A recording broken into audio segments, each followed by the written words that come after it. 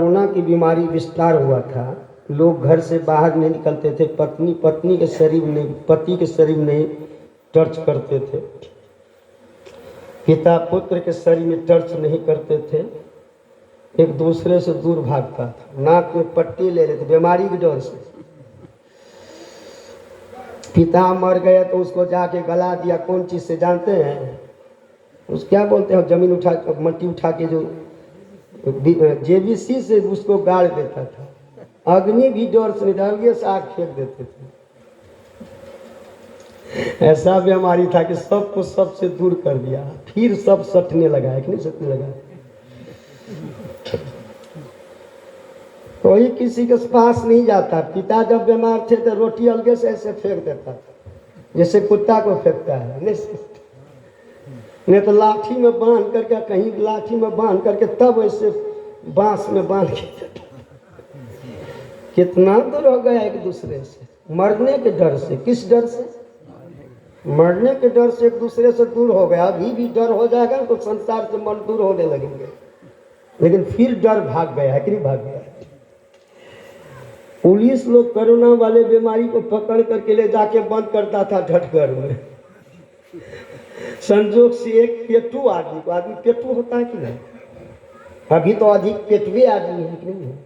अधिक लोगों को भोजन के लिए मरता है कि भगवान पेट नहीं भर सकेंगे तो कहीं जुल्म हो जाएगा। इसलिए पेटे के लिए काम, खेत में, खलिहान में, जहाँ तहाँ दिन रात लटपट रहे। अभी तो पेटे पर है। वो भी बेचारू थोड़ा पेटू थे तो घर में तो खूब भरमन खाते थे, लेकिन वहां जो ले गया था वहां तो भरपेट नहीं मिलता था, थोड़ा थोड़ा मिल जाता था। और रात में क्या करते? रात में निकल जाते लोगों के घर में चोरी करने के लिए, भोजन की चोरी करने के लिए। पेट के लिए तो क्या नहीं करते हैं लोग। तो पुलिस जब देखते थे तो वो आदमी कहाँ है, एक ठो आदमी कहाँ चला गया। जहाँ खोजने के लिए गया तो उधर से उन्होंने भोजन की पोटली बांध कर सिर पर लेकर आ गए थे। देखा पुलिस आ रहा है तो क्या किया, पोटली रख दिया। पुलिस को छूने के लिए दौड़ा। पुलिस को तो गिरता था, उठता था। पुलिस को छू देंगे, ऐसे छूने के लिए जो दौड़ा कि पुलिस गिरते थे, उठते थे। बेदम पुलिस हो गया, क्योंकि सोचा कहीं छू दिया तो हम भी बीमारी होगा, हम भी चले जाएंगे। तो जिस पत्नी परिवार से इतना नजदीक है, पानी नजदीक में देता, कुछ सेवा भी कर देते हैं। ये लाठी से रोटी पहुंचाएंगे, बांध देंगे उसमें, गमछी में बांध के ऐसे फेंक देंगे ऐसे। पुलिस का दम फूल गया, भाग के भाग। वो आदमी छूने के लिए पूरा दौड़ करके छूना चाहता था। इतना खतरनाक बीमारी था कि नहीं था कोरोना के। एक दूसरे से लोग भिड़ना। उसी समय में कहल गांव में अखिल भारतीय सत्संग साई स्वामी जी महाराज के थे। मंच तैयार हो गया, शाम वाला स्तुति भी हुई, लेकिन खबर आया उधर से कि सत्संग नहीं होगा क्योंकि बीमारी बहुत बढ़ चुका है, खतरनाक बीमारी है, जिसको पकड़ते हैं उसको मारिए देता है। सत्संग वो इसी कहल गांव में कहल ऋषि। कहल ऋषि सब दिन सवेरे शौचादि क्रिया से निवृत्त होकर, स्नान करके, नहा धो करके आसन पर बैठकर सवेरे सवेरे वेद ऋचा की पाठ करते थे। उसका नियम था नित्य प्रतिदिन। और उसकी जो पत्नी थी, कहल ऋषि की पत्नी गर्भवती थी। उसके गर्भ में संतान था। तो कहल ऋषि वेद ऋचा की पाठ करते थे तो उसकी जो पत्नी थी वो सुनती थी कहल ऋषि की पत्नी, और सीखते थे उनके गर्भ का संतान। अरे इतना सीखे, इतना वेद ऋचा को कंठस्थ माँ के वज्र में कर लिया पिता के द्वारा सुन करके। एक दिन कहल ऋषि पाठ कर रहे थे, पाठ करते समय गलती हो गई। उनके गर्भस्थ शिशु जो था वो एकदम सुन रहा था, एक चित्त होकर के। तो पाठ करते थे तो उनके गर्भ के संतान सुनते थे एक चित्त होकर। जैसे गलती हुआ तो टोक दिए। माँ के पेट से ही टोक दिए पिताश्री गलती हो गई। कौहल ऋषि के मन में हुआ कि अब ये से हमारे गलती को पकड़ता है, ये टोक दिया गलती हो गए, अभी तो जन्मों नहीं लिया है, लेकिन सही न पकड़ लिए। वेद ऋचा की पाठ अब गलती कर रहे हैं, तो गलती अब पाठ ठीक नहीं होता है। अब बच्चा सुन करके सीख लिया आप ही से, आप ही की गलती को पकड़ रहा है। तो किससे सीखा है? सीखा है पिता से। पिता गलती करे तो बेटा पकड़ लिया, टोक दिए। एक बार टोके तो कोनो बात नहीं, दोहरा कर फिर गलती फिर टोक दिया। तो कौहल ऋषि कहा तुम जाओ 8 अंक का टेढ़ा मेढ़ा होगा, और वही 8 अंक का टेढ़ा मेढ़ा अष्टावक्र जो राजा जनक के गुरु हुए, उनकी शंका का समाधान किया। तो पहले के माता पिता कैसे थे? अपने पुत्र को गर्भ से ही संस्कार बना देता था। अष्टावक्र कितने बड़े संत महात्मा हुए जो राजा जनक के दरबार में सत्संग करके उनके 7वें पीढ़ी का उद्धार किया और राजा जनक के शंका को दूर किया। अष्टावक्र बहुत बड़े संत जिसका नाम इतिहास में विख्यात है। आप लोग जानते हैं वशिष्ठ मुनि के सब पुत्र थे। विश्वामित्र मुनि ने वशिष्ठ मुनि के सब पुत्र को मरवा दिया और 100 पुत्र ही थे। ऋषि मुनि को भी ढेरी पुत्र होता था, इतना बेटा 100 पुत्र हो जाता था। हम देखिए 100 पुत्र थे, सबको मरवा दिया। तो पुत्र का शोक तो ऋषि मुनि को भी होता है ना। वशिष्ठ मुनि को बड़ा शोक हुआ और सबो पुत्र मारा गया। तो वंश में अब तो कोई नहीं बचा है, लेकिन शक्ति मुनि जो थे उनकी पत्नी गर्भवती थी। का एक छो तो वंश रेखा है और उनको सुरक्षित के लिए सुरक्षा के लिए सुरक्षित स्थान चाहिए, उसके सुरक्षा के लिए सुरक्षित स्थान चाहिए। क्योंकि अगर कहीं विश्वामित्र मुनि को पता लग जाए तो मेरे इस वंश रेखा को भी समाप्त कर सकते हैं, इसलिए इसको कहीं छुपा देंगे तो यह हमारा वंश रेखा सुरक्षित रहेगा।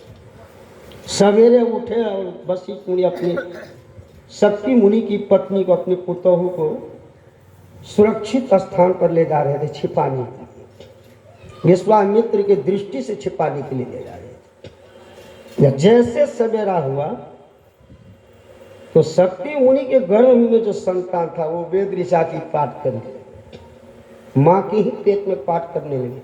वेद ऋचा की ध्वनि शक्ति मुनि की पत्नी के गर्भ में जो वह शिशु वेद ऋचा की पाठ करते हैं उसकी ध्वनि बाहर निकलते हैं। तो वशिष्ठ मुनि के कानों में वेद ऋचा की ध्वनि आई तो वशिष्ठ मुनि चारों तरफ देखने लगे कि कहाँ पर ये वेद ऋचा का पाठ हो रहा है। तो कहीं बाहर में होते तब न देख लेते। वो तो शक्ति मुनि के पुत्र अपने माँ के ही पेट में वेद ऋचा की पाठ कर रहे हैं, ध्वनि बाहर निकल रही है। अच्छा अब चारों तरफ देखे कोई नहीं है, तब शक्ति मुनि की पत्नी से पूछा वशिष्ठ मुनि, बेटी यह जो वेद ऋचा की पाठ जो कर रहा है ये ध्वनि आ रही है, कहाँ से आ रही है? तब शक्ति मुनि की पत्नी ने कहा, पिताश्री मेरे गर्भ में जो संतान है ना वही वेद ऋचा का पाठ कर रहा है, वही ध्वनि आ रही है। जब आपके पुत्र शक्ति मुनि थे ना तो सब दिन सवेरे सवेरे वेद ऋचा की पाठ करते थे, हम बैठकर सुनते थे, सुनती थी हम और सीख लिया हमारे गर्भ का संतान, अब वही पाठ कर रहा है। वही शक्ति मुनि के पुत्र पराशर मुनि है। पराशर मुनि के ही पुत्र वेद व्यास जी महाराज है जो चारों वेद 18 पुराण की रचना की है। तो बच्चा का संस्कार माँ के पेट से या गोद से बनता है। माता के पेट में शिशु है, बच्चे हैं, माता अश्लील गाना सुन रही है, जैसे तरह से दृश्य देख रहा है, वो गर्भ का संतान कैसा हो? अभी जन्म लिया हो, संभाला गुटखा चला रहा है, नहीं जैसे तैसे कर रहा है। तो अगर हमारा ही संस्कार ठीक नहीं है तो हमारे आने वाले पीढ़ी का संस्कार ठीक होगा? इसलिए माता पिता को 20 वर्ष पहले उसकी संस्कृति ठीक होना चाहिए, संस्कार ठीक होनी चाहिए। लेकिन यहाँ तो जब देखते हैं 60 वर्ष का भी जो है वो उसका भी संस्कार ठीक नहीं, बूढ़ी है वो उसका भी संस्कार ठीक नहीं है। वो भी धर्म को बात सुनना नहीं चाहती है, धर्म के विचार को सुनना नहीं चाहती है। जैसे तैसे बात को सुनते हैं, जैसे तैसे बोलते हैं। तो उस घर और परिवार का संस्कार कैसा होगा? बढ़िया होगा तो रोपेंगे बबूल आम हो जाएगा। अगर हम अपने खेत में बबूल को बीजेंगे तो क्या आम मिलेगा? मिलेगा किसी को? आम तो नहीं मिलेंगे, लेकिन कांटा चुभेगा। उसी तरह संस्कार का भी बीज होता है। यदि अपने मन में और घर में हम कुछ संस्कार के बीज बोएंगे तो फिर सुसंस्कार कहां से आएगा? सुविचार कहां से आएंगे? तो रोपे हैं बंदो बबूल, आम कहां से पाएगा? हम कुछ संस्कार की बीज को अपने मन और अपने घर में बीज रहे हैं, जो कुछ संस्कार हमारा सर्वनाश का कारण बन रहा है, दुख का कारण बन रहा है, समस्या का कारण, टेंशन का कारण बन रहा है। तो उसका कारण हम ही हैं ना। लोग कहते हैं बाबा महाराज हमारा बाल बच्चा नहीं समझता है, नहीं मानता है। ठीक है, एक तो बात पूछते हैं, जो बच्चा जन्म लिया है उसको अगर इंग्लैंड में छोड़ देंगे तो क्या वो हिंदी बोलेगा? यदि बच्चा ही बिगड़ जाते हैं तो बच्चा जन्म लिया है उसको हम अगर हिंदुस्तान में, अगर कोई इंग्लैंड हिंदुस्तान में उस बच्चा को छोड़ दिए जो जन्म लिया है, तो क्या वो इंग्लिश बोलेंगे? हैं? वही बोलिए ना, हाँ बाबा बोलेंगे, उसको देखेंगे एक बार। वही नहीं बोल सकते, नहीं, क्योंकि बच्चा का संस्कार परिवार के इस संसर्ग में बनता है। माँ के पेट से बच्चा कैसा संस्कार उसका बना? माँ के पेट में ही वेदक हो गए, माँ के पेट में ही वीर हो गए, वीर पुरुष हो गए। तो हमारे माता पिता को कैसा होना चाहिए? उस तरह से हमको भी संस्कारी हम बनेंगे, तब ना हमारा बेटा भक्त होगा, जिससे भगवान खुश रहेंगे, संसार खुश रहेंगे, सब खुश रहेंगे, हम भी खुश रहेंगे। वैसा भक्त जो संस्कारी पुत्र को जन्म देने के लिए खुद को संस्कारी न बनना पड़ेगा। वो केवल धन संपत्ति बहुत हो जाए, बहुत सुंदर पुत्र हो जाए, पुत्र इंजीनियर, डॉक्टर, एसपी, डीएसपी, प्रधानमंत्री बन जाए, लेकिन उसका संस्कार ठीक नहीं है, उसका व्यवहार ठीक नहीं है, तो न देश का लोग खुश होंगे, न समाज खुश होगा, न परिवार कभी खुश होगा, न खुद खुश होंगे। तो इसके लिए संस्कार की जरूरत है कि नहीं है? इसके लिए संस्कार की जरूरत है ना।